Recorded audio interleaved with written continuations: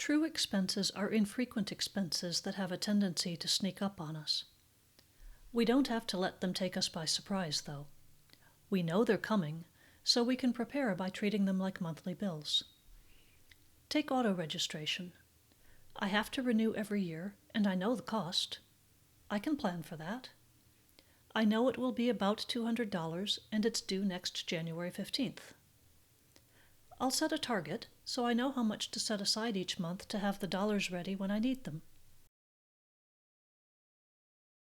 Let's take another example. I can guarantee that my water heater will give out.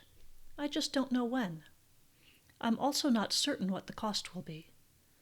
But I'll save a target amount each month so that when the inevitable happens, I have money available for a replacement. That's all there is to Rule 2.